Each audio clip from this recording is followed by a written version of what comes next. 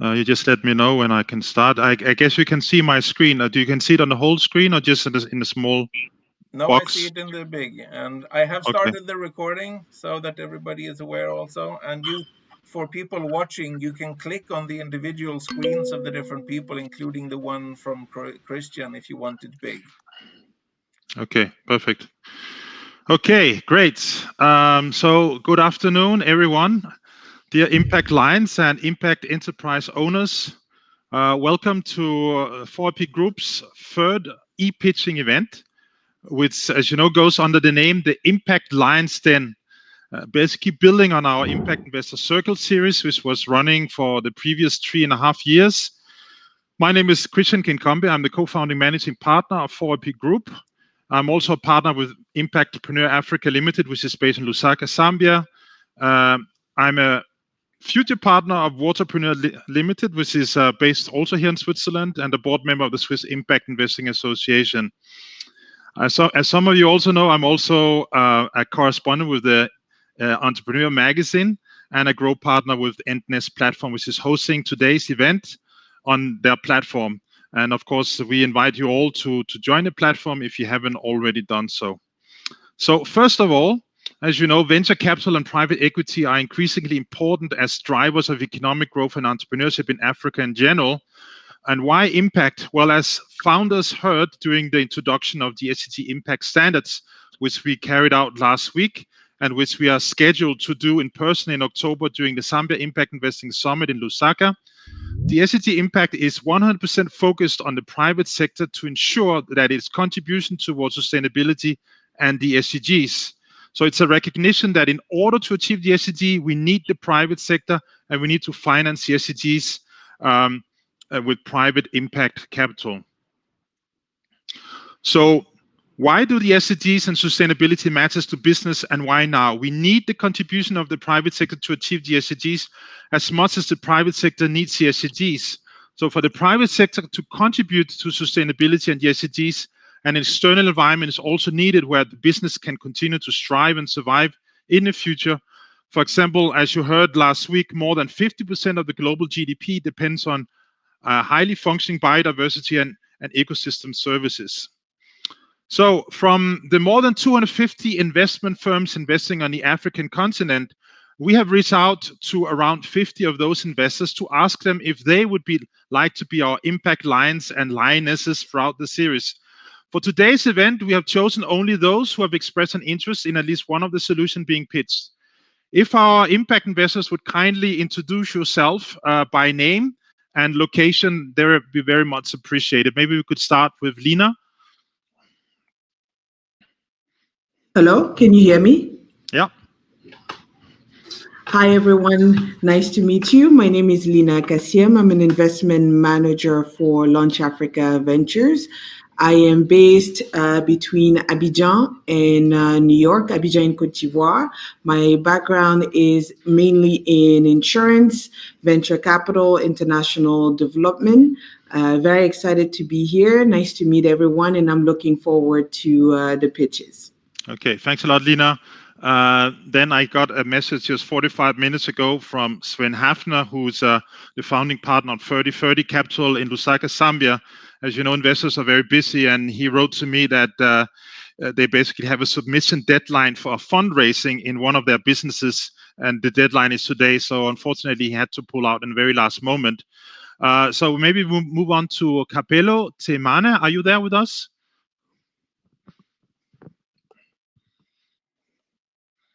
Okay, I can't see the screen if he's there, but hopefully he will join us shortly.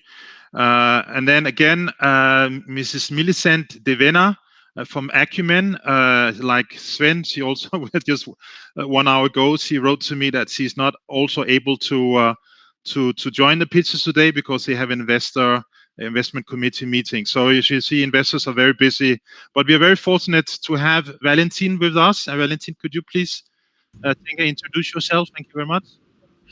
Hi everyone, my name is Valentine Tenge. I work as an investment analyst at Kenya Climate Ventures. My background is in economics. I started out in the public equity sector, covering banks in Kenya, moved on to impact investing, and I've also had a short stint in VC tech. So, ideally, my experience at Kenya Climate Ventures is more or less like a blend of my previous experiences. I'm looking forward to listening to all the businesses, and nice to meet you all. Thank you so much, Mrs. Tenge. Okay, great. So basically, very quickly, so the rules for the founders, let me just reiterate them. So we had originally invited 5 impact investors, but three of them will be with us in the panel. They will listen to the pitch, which will have a duration of maximum 3 minutes. After 3 minutes, you will hear the ring bell. You can continue if you like, but that means that you will have less time for the Q&A from the investors. If there's any investors who wish to do a follow-up on a round 2, they are welcome to do so. Otherwise, we'll do the changeover and move on to the next one, the next presentation. Okay, can I move this? It's not moving. Okay, so without any further ado, I will now pass over the floor to Mr. Johan Franzen. He's the founder and CEO of the unique SaaS solution called the ENTNEST platform for a 3-minute pitch. Johan, you let me know when you're ready and I'll start the clock. All right, I think I'm basically ready. I'm just sharing my screen here now. So let's see, entire screen. Let's just see if you see my screen. I hope you do. Yeah, we see it. You see it? Okay, excellent. So I'm ready. Yeah, go ahead, Johan.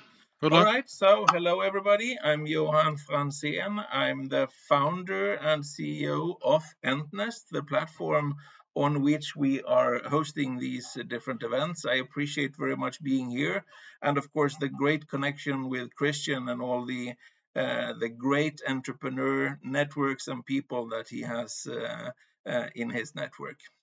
So I think we're all aligned that entrepreneurship is the future of work.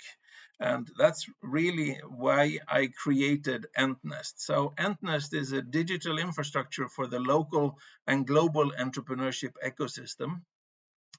I'm not going to go through all the different pieces. You can see it here, and I will also share the document afterwards. But basically, there are too many platforms and communities, and there is too much mistrust, which really creates anonymity and fake and spamming and so on. And that's really making all of us overwhelmed and quite inefficient. So ENTNEST is built for the whole entrepreneurship ecosystem.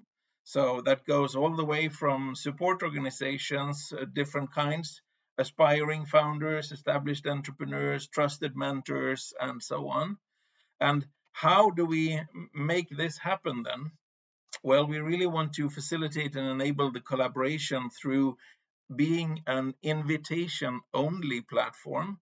So, and that is, of course, to ensure the trust that we're missing in so many other places.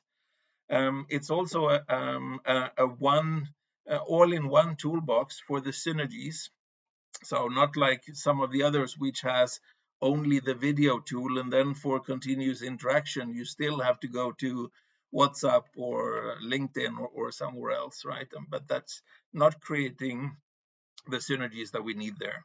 So ENTNEST, it's about establishing a network of networks. We really need to create much more long-term scale and benefits. And the story for ENTNEST, we are based in Geneva, registered company in Geneva since 2015.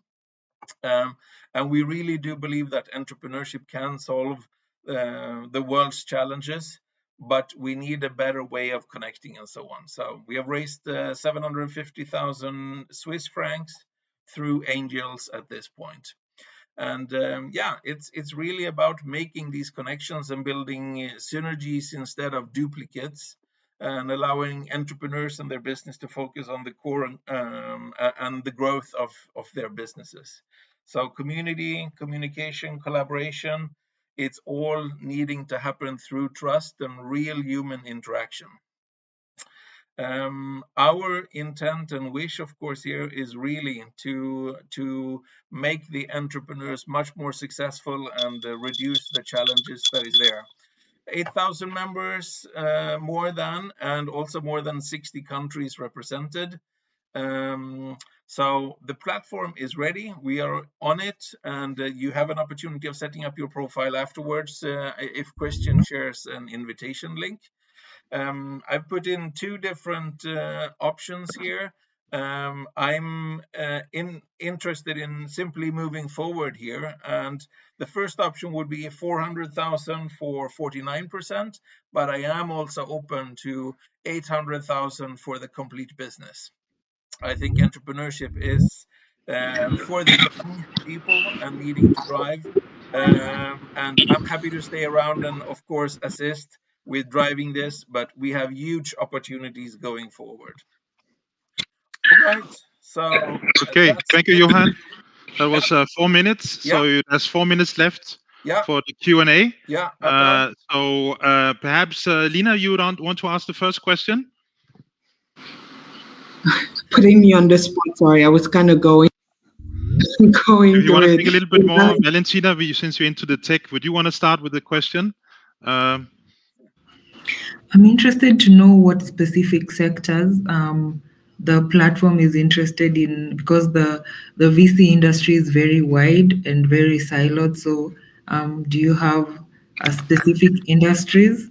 Actually, no, and that's exactly the purpose. You said it yourself. It's very much siloed, right? But Yeah. ENTNEST, we really want to have the right people in all the different industries and so on. So we don't really care too much about how far people have come, which industry they're in, where they are based, which gender or religion or anything like that. We're very agnostic. We simply want to make sure that we can assist and promote entrepreneurship to become more successful than what it is today. Okay. Okay. Lina, would you have a question? Sure. I'm trying to get my head around the business model for your own sustainability. Yeah. Can you please develop a bit more on that? Yeah. So we everybody joins as an individual for free. After that, you have an opportunity of upgrading your free profile as the subscription model.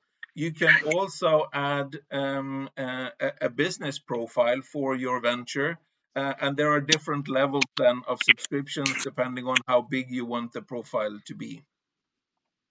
So right now, the only revenue model is the subscription piece. We have thought about advertisements and so on, but it's actually not what we want to do. I think we need to focus on the entrepreneurship and making this as lean and straightforward as possible. Okay, so outside of then outside of not having to spend on marketing, what exactly is your customer acquisition strategy? Well, we are talking to a lot of people. So Christian, for instance, is a great promoter of ENTNEST also, and a great utilizer. It's a matter of finding the right ways. We are very lean on marketing and so on at this point in time also. So yeah, I think we have opportunities of starting to grow more, but we have not really wanted to take the big next steps without further assistance from different investors and so on. Or Okay. yeah, so. Okay, thank you. Okay. Okay, we have 50 seconds left if there's any burning questions. If not, maybe from my side, Johan, could you say something about, again, the growth perspective? Where do you see the platform in this very competitive environment in the next 3 to 5 years? And as an alternative to the, let's say, the Silicon Valley platforms, how do you see yourself growing, getting a higher market share? Yeah, we are going to be interested in growth together with really the right people and organizations, right? So we are in discussions with a number of people and organizations, and we are not going to be trying to knock everything out of the park immediately. We do have some technical situations that we need to upgrade on and so on also, but in the 3 to 5 years, I think we will be a very, very interesting alternative to the big Silicon Valley companies. I think we have a completely different base with building on the trust and invitation only, and combining the different elements in a unique way, I would say. Yeah, I'll leave it at that for this time. Okay, thanks a lot, Johan. Yeah. Then we'll move on to our second speaker, which is Mr. Samson Phiri, operating out of Zambia, presenting the company Life Farm. Let me just, I can see my colleague Sunny. Can you upload it on your side? Yes, good evening, Doctor. I think I can. Let me just try to share my screen. I have it on mine. I just need to be able to share my slides. Let me share it from my end. Oh, can you see my? No, yeah, we see your screen. But can you see the full screen with the Samlife? Samlife is company number 2. That's the one I'm seeing. You see Samlife? Okay, that one. Okay. If you can see it on a full screen? Yes. Okay. Okay, so, Samson, you just tell me when to move the slide. And when you're ready, we start. No, but I don't see. We don't see your presentation. We only see where you're let me share it from my end. Okay. Okay. Okay. Go ahead, Samson. Let me try to share it from my end, maybe. Yeah. Okay. Okay, just a minute again. Yes. Oh. Okay, I think I have it. Can you see my screen now? Yes. Okay, so what's going on? Okay, I think I can start now. Good afternoon, everyone. Go ahead. So, yeah, you have 3 minutes. Okay, Samlife Farm, basically we're dealing in integrated organic agriculture. That's basically growth in precision agriculture. Our vision is basically to create a future where organic agriculture thrives in harmony with the environment, technology, and communities. So our dedication basically focuses on the agricultural landscape through our approach to innovation, sustainability, creativity, and holistic approaches that we have.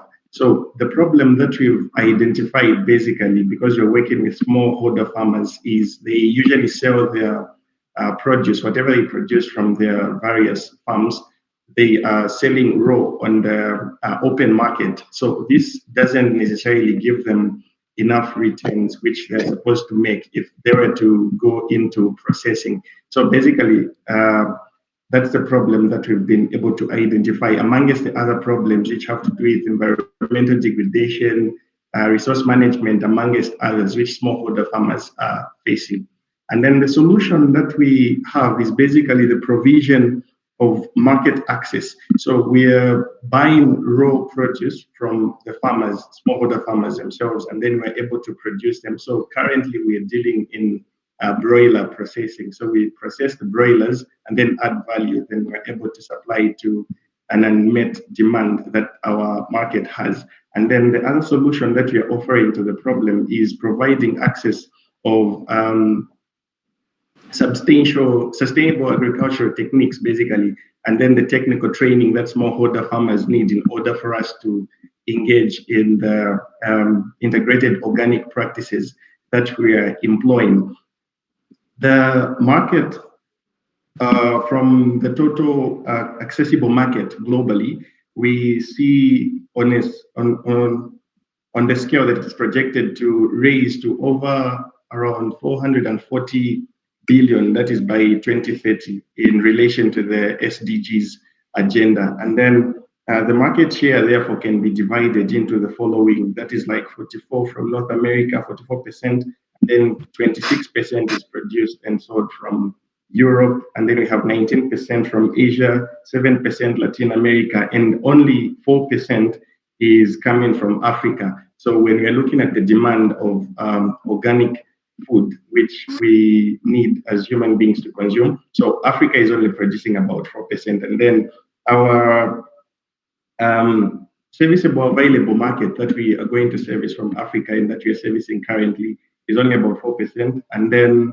the serviceable obtainable market that we have is less than 1 million from Zambia. And now we're looking into export opportunities.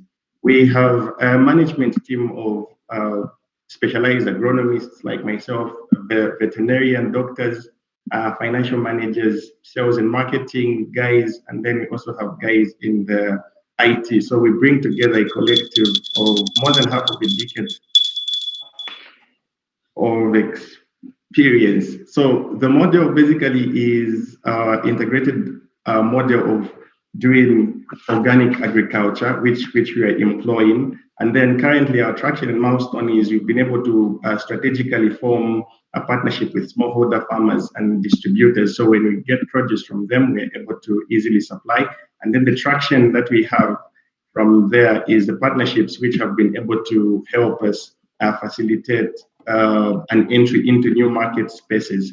Therefore, the projections and the ask is we're looking at securing 114,000 US dollars, which is going to help us for our physical buildings and then team building, amongst other things, including working capital.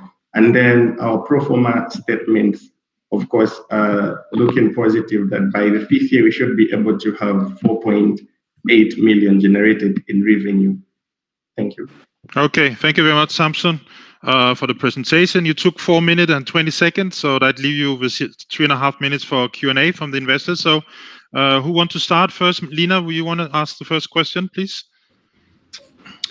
Sure. I guess my initial question resides, I just want to make sure that you are already in operation. Did I get that correctly? Like, how many farmers are you working with already? So currently we have 15 farmers we're working with, the ones we're buying produce from. I'm sorry? We have 15 farmers on board. Smallholder farmers, that is. And are you already, and maybe I missed it, I apologize. How much revenue have you already generated with those farmers? So I'm just trying to reconcile your current position, just for background, reconcile your current position with your projection. Okay, so we've been able to have 5,000 US dollars in revenue as of now, from inception, that is. Okay.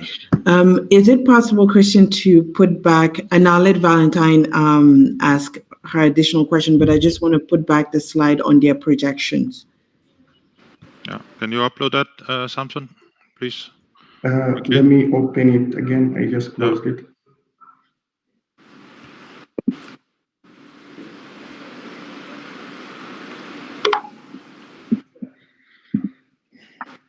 I think projection was first year was 200,000, second year 400,000, 700,000 third year, 1.8 million fourth year, and then almost 5 million the fifth year. Yes, that's correct, Christian. Can I put it back? No, that's fine. We don't have time. Lina, if you want to do follow-up. Yeah, my quick follow-up was just trying to understand the assumptions that they took into consideration to build their projections. Sorry, I didn't get the question. What are some of the assumptions you took into consideration to have those numbers as projections from where you are today? So from the initial outlay, what we have is when we secure the funding, we're going to take it straight into production. So we are producing and then processing. That is because we are not able currently at our capacity to meet market demand. So we buy from smallholder farmers. That's the whole essence of us buying from smallholder farmers. Then we put everything together, then we're able to supply now. So the projections are coming in from some fact that we are mobilizing and then supplying. Okay. Thank you. Thank you very much, Lina. We have less than 1 minute for one last question from Mrs. Tenge. You have a question? Yeah, I'm keen to know, could you maybe just be very articulate about your main revenue source? And then I'd like to know the strength of your sort of like your business in terms of, have you secured contracts with these farmers, and how do you compare against, like the standard convenience stores that are coming up with sort of the model where they can directly provide fresh produce to consumers? So remember, I talked about the training that we are offering to the farmers. That is one of the ways we are trying to get that. I did not get the first part of the question clearly. Do you mind repeating? Your main revenue line. What's your main revenue source? Okay, so the main revenue source is coming from the production of broilers and processing. So we're able to supply those, and then manure as well. So the manure is supplied and sold, and then it's the one that we are using for our horticulture and other crops that we produce. Okay, and how do you compare against the standard convenience stores, given that you're a small player coming into a market that the bigger stores are more likely to cannibalize on? Okay, so it's coming back again to the fact that there is demand for organic agricultural produce, and then a lot of these bigger institutions which are producing are usually using not agricultural methods of doing that. So our solution is coming in to offer agricultural organic solutions, basically. Okay. Okay, that's it from me. I think that's it. Time is out. Thanks a lot, Samson. Good luck moving forward.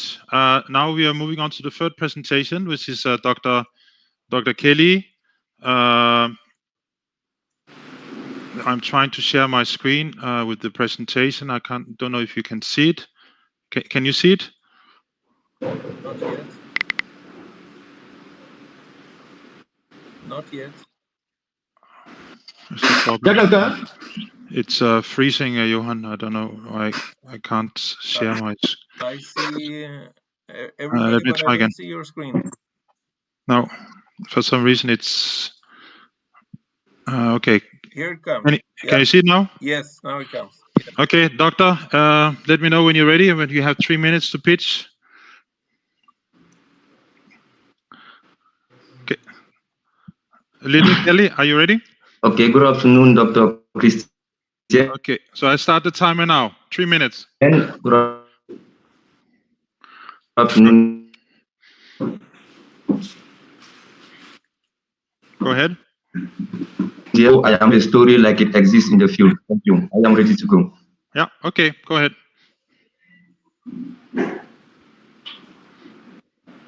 Okay, once more, good afternoon, dear all. I am Dr. Lidel Kelito, the CEO and co-founder of Ntosun Agricultural and Livestock Development Corporation, Cameroon, where we are working on the cassava value chain.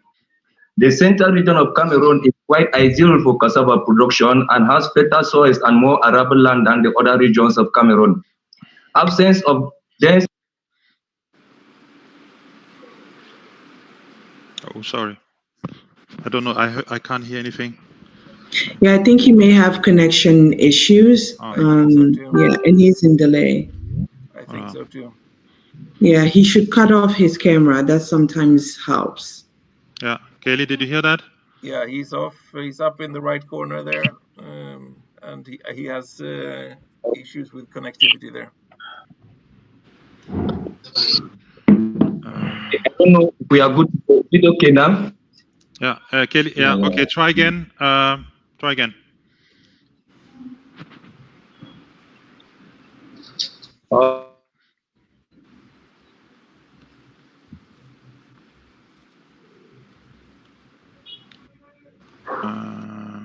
Like I was saying, Christian, and quite ideal for cassava production and has more soils and more fertile soils that is good for cassava production. Absence of dense equatorial forests makes the agricultural practice easier. We reduce environmental consequences and the possibility of using tractors and bulldozers with ease.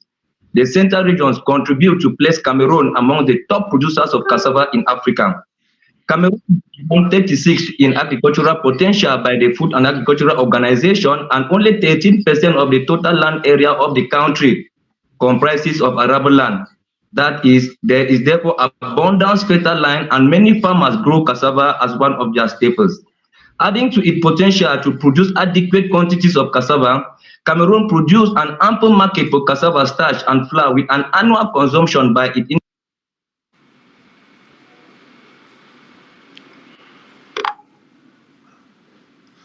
Well, it's not easy to be an entrepreneur in Africa when the internet and the backbone infrastructure is not working perfectly, both in the rural and urban areas. That's a challenge that many African entrepreneurs, unfortunately, is faced with. And they lose out on great opportunities if they can't communicate with potential investors. I think, I don't know if there's a chance for Kelly to get a better connection, probably not. It might make sense to move to a next presentation just to give him the time to kind of switch it off and turn it back on or whatnot. Okay, let's do that. Okay, so the next one is Mr. Simon Martey from Ghana, CDF. Are you with us, Simon? Okay, you managed to upload it yourself. Great. So I don't. Okay, so you let me know when you're ready for a 3 minutes pitch. Okay, good afternoon, everyone. Good evening, wherever you're connecting from. Go ahead. Great. Okay. Yeah, so my name is Simon Martey. I work with Children Foundation. Children Foundation is based in Ghana. Children Foundation is actually a registered organization working to improve quality education, literacy, and STEM space in Ghana and by extension, Africa at large. In Ghana, basically, we observe that children in deprived communities in northern region and the Balti region of Ghana do not have access to quality education and also supplemental learning for holistic child development. And that has been a very devastating situation for many parents and caregivers over the period. And with innovation that is actually enhancing so fast, we decided to actually come out with a suitable solution for the Children Foundation that actually do 4 major things in supporting the SDG. We focus on literacy development, we focus on STEM, where we do innovation in educational system, we do continuous teacher training and support for many of the schools, both private and government, and we also promote the SDGs through student empowerment sections. Over the years, we've been able to effectively render STEM education for holistic child education, making sure that we create an enabling environment for learners to actually have a very informative learning for growth. Our market size is quite very big because apparently we don't have a lot of people in that space when it comes to STEM education in northern Ghana. And we have been leading that front over the years with strong collaboration and partnership with Right to Play, with Jacobs Foundation in the US, and also with Right to Play, having had a very successful sections over the years. And with a very strong, diverse group of leadership committees that we have across the diaspora and also in the Europe, we've been able to have a very solid team that oversee activities and curriculum structures of Children Foundation, making sure that we integrate culture, we integrate innovation, and we integrate creativity in what we do, making us a very competitive when it comes to our value proposition that we actually bring. We have a very young, dynamic team of young people that actually bring a very strong expert from diverse fields of expertise that actually help us to effectively render value for money for our partners. Our business model is very unique. We have 5 major models that we actually get money from registration fee. We also have a subscription fee, which is paid monthly or daily. We have the weekly or the weekend STEM bootcamp, where children also subscribe for that basically as well. We have parent engagement or interface, which is basically run on weekend or holidays phases. And then we have the annual bootcamp or the conference subscription. Most of our payments are basically made electronically because we want to promote digital and innovation. So we pay basically through innovation platform like the mobile money and also the bank system basically as well. We are looking out for raising $100,000 basically for either debt financing or for equity. And with our projection and what we have already, we'll be able to actually raise 180,000 in the first year and then 240,000 in the second year. Thank you. Okay, thanks a lot. Great presentation, and you almost made it within the 3 minutes. So we have almost 5 minutes for Q&A. So who of our impact lionesses would like to ask the first question? I'll let the mic. I'll give up the mic. Okay. I'm keen to know what you're raising for, and how many. What your unit economics are in terms of breaking even. So you have this STEM, you have these programs in silos, but then in if you look at it in totality, what's the number you're looking at in terms of enrollment for you to break even? Yes, so basically, I think for now we have over 200 children's subscribers who are actually using our service. With these funds coming in, we are hoping to actually move to 1,000 because we have a high demand for our services. And we know that with the first year, we'll be able to raise 180,000 per projection that we've made at $15 per month, which is basically below 300,000 in Ghana cedis, basically as well. Thank you. Okay. Any follow-up questions? In terms of use of funds, I think that didn't come out quite clearly. Please, can you say that again? Use of proceeds, in terms of the amount you're raising, maybe a breakdown of how you intend to. Yeah. So the amount we are raising is actually for operationalization of the two centers that we have. Now we have two centers, both one in the northern region and also one in the OT region. So we operate from two regions concurrently. And because of the demand that is coming, we want to do the expansion to be able to accommodate more young people or more children for our services. Wow. Okay, that's it from me. Lina, do you have any questions? Yes, my question is regarding scalability. I'm trying to understand how you'll be able to efficiently scale without spending, because it looks like you have to have physical centers, correct? So I'm really trying to understand your savings as you get bigger and bigger. Yeah, so one of the things that we are trying to do actually is to also have a digital platform. We have what called the Children Foundation EdTech through our website to be able to get that. And we are working on this device to also enhance our innovation basically as well. So we are also having a collaborations and partnerships so that we will not practically have to use a lot of infrastructure or assets in scaling, but we'll be able to leverage on partnership to be able to replicate in other environment that we want to actually explore as well. Thank you. Thank you. Most welcome. If there's no any further questions, then we'd just like to thank for the excellent presentation of Child Dream Foundation. Great solution, and we wish you all the best in your continued growth on your path towards continued growth and contribution to sustainable development. So we'll move on to our next founder, Mr. Avit Theophil from the Yes Group in Tanzania. Are you with us, Avit?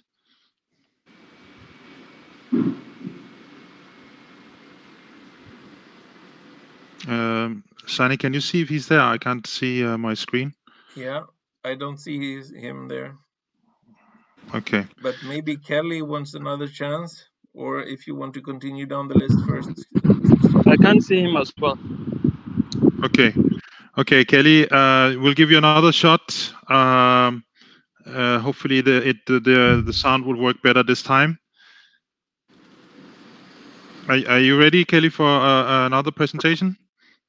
Actually, he just dropped out now also. Okay, I think we'll take him on next time. Yeah. Okay. Then do we have anyone from Deka Foods in Tanzania with us? Deka Foods from Tanzania? No? Okay. Kelly is back. Yeah, well, we'll say Kelly at the end. No one from Deka Food, Tanzania? Can I go now, sir? Okay, Kelly, if you're ready, okay, then let me share my screen again. Okay, so I think we came to solutions. Kelly, you had spent around 1 minute. Go ahead. Okay, thank you very much, sir, and I'm very much sorry for the network. I was given the potential of the Cameroon market that no matter the quantity of cassava that Cameroon produce, they still import virtually all the starch and wheat flour they need for local production. So, Tosin Agriculture and Livestock Development Corporation Cameroon is introducing the industrial production and transformation of cassava into flash, into starch, flour, ethanol, and pet food. The global market for cassava, the total addressable market for cassava after doing market valuation was rated at $362 billion, with a service addressable market of $342 billion and a savable obtainable market of $35 million. In the textile industry, cassava is used to increase mechanical strain in yarns and enable it to resist moisture penetration. It also serves as a stabilizer and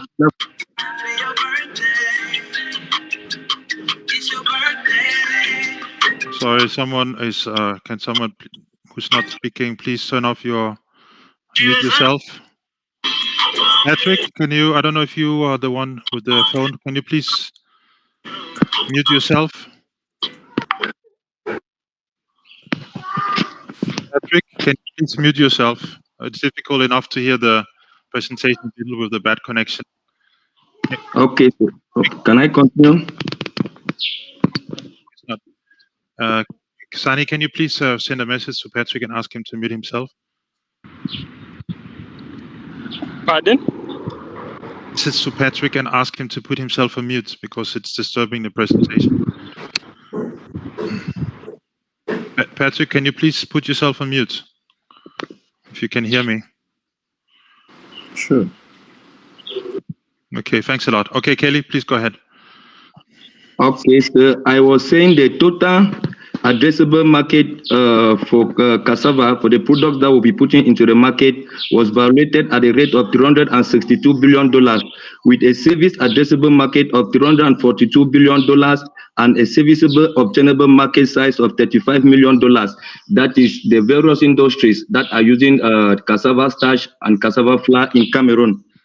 There are very few business enterprises in Cameroon involved with the production and production.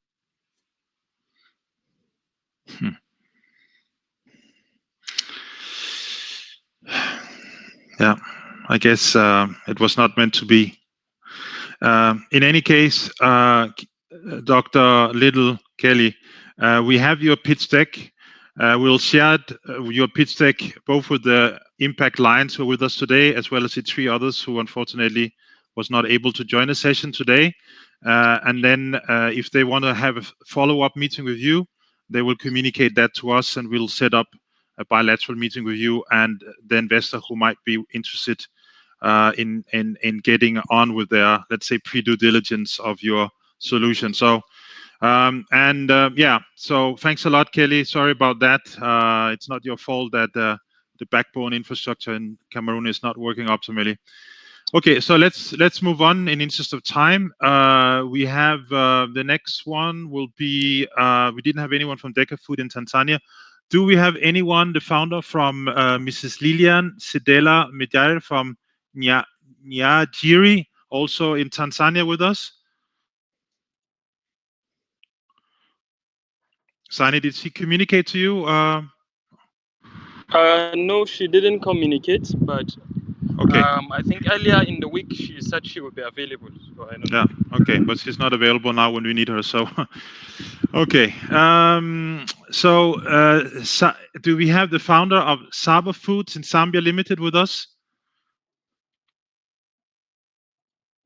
The founder of Saba Foods in Zambia, is the founder with us?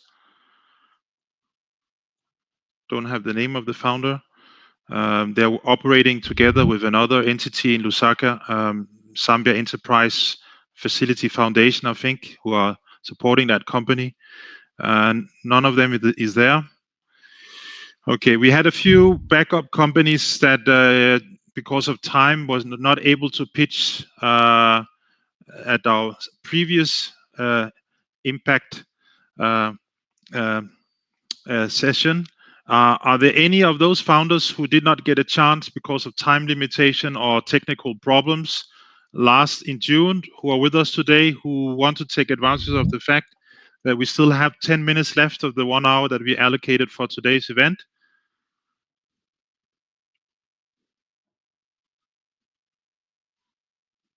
No? No one want to use this opportunity we have 2 excellent venture capital funds operating from Africa, Kenya. Well, it's a great opportunity. It's a missed opportunity. Maybe you want to share the invitation link, you or Sani, from the 4IP group, to make sure that the people here can not Okay. just. We have sent it out to everyone, Okay. Johan, ahead of the meeting. So I think we can't do any more. Okay. This was an opportunity. People need to seize it when it arrives. Yeah. So if there's no one else who has a pitch ready, is that the case? No. Okay, let me then just quickly conclude. So as mentioned, and I'm addressing myself to our 2 excellent impact lionesses who kindly availed 50 minutes of their precious time to be here to listen to 7 founders operating on the African continent. Of course, you, Johan, with the ENTNEST. So as mentioned in the memorandum of understanding signed with the impact lions prior to that, we would like to invite each of today's impact lions, along with the other around 30 venture capital funds that we have in our pool of prospective impact lions, to participate in our new podcast series. Basically, there are 2 options. Either you can do an online 20 to 30 minutes interview with me, or if you are based in Switzerland, or if you're passing by Switzerland in the next 8 months, I'll be happy to meet with you wherever you are in Switzerland for a face-to-face interview. So keep that in mind. I will be traveling next week to Chad and Congo DRC and Cameroon. Not Cameroon this time. Cameroon will be in October, probably at the very last week of October, Kelly. So we'll get a chance to meet there. Or alternatively, if you are participating in various investment conferences around the African continent, such as the Zambia Impact Investing Summit, which takes place from the 8th to the 9th of October in Lusaka, Zambia, I'll be happy to do a shorter 10 to 15 minutes face-to-face interview. So you just let us know when you're ready and to participate in our podcast. So once again, I would like to thank everyone who participated today. We will especially like to thank our impact lions, the investors, as well as the founders for your participation today, and for the indispensable support that we receive from our strategic partners, the so-called ESOs, in sourcing the companies in the 10 African target countries that we are looking at. Should you wish to engage with the ESOs or the founders, please do reach out directly to us using the contact details that you can see on the screen. All that remains to say is to wish you all a happy, healthy, and successful start to the new season. And once again, thank you for your participation and thank you for your attention. I'm wishing a good evening. Thank you so Thank much, you. Christian. Thank you very much, everyone. Thank you, Christian. Thank you. Yeah. Bye, everyone. Hope Bye-bye. to speak with Thank you. you. Bye. Lina, would be great to connect separately. Yeah. Bye-bye. Bye. Thank you so much.